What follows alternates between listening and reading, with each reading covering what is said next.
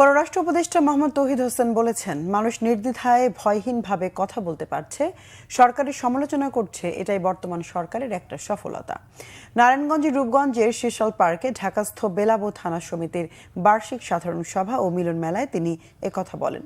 অনুষ্ঠানে বিএনপি যুগ্ম মহাসচিব খায়রুল কবির খোকন সহ অন্যান্যরা উপস্থিত ছিলেন। এ সময় পররাষ্ট্র উপদেষ্টা আরও বলেন, দেশ চালানোর দায়িত্ব রাজনীতিবিদদের উল্লেখ করে তিনি বলেন, বিশেষ পরিস্থিতির উদ্ভব হয় তাদের দায়িত্ব পালন করতে হচ্ছে।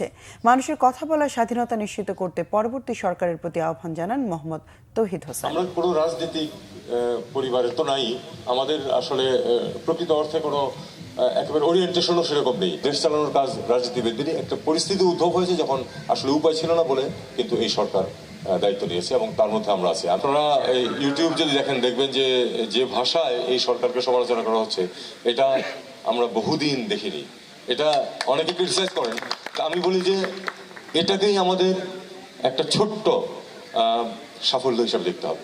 ভবিষ্যতে যারা দায়িত্ব নেবেন, আমি আশা করবো তারা ঠিক এই জিনিসটি বজায় রাখবেন। মানুষ যেন কথা বলতে পারে, কথা বলতে গিয়ে যেন তাকে চিন্তা করতে না হয় যে এই কথার বলার কারণে আমাকে জেলে যেতে হতে পারে অথবা আমার উপর অত্যাচার নেমে আসতে পারে। এটা যেন না হয়, মানুষ যেন কথা বলতে পারে।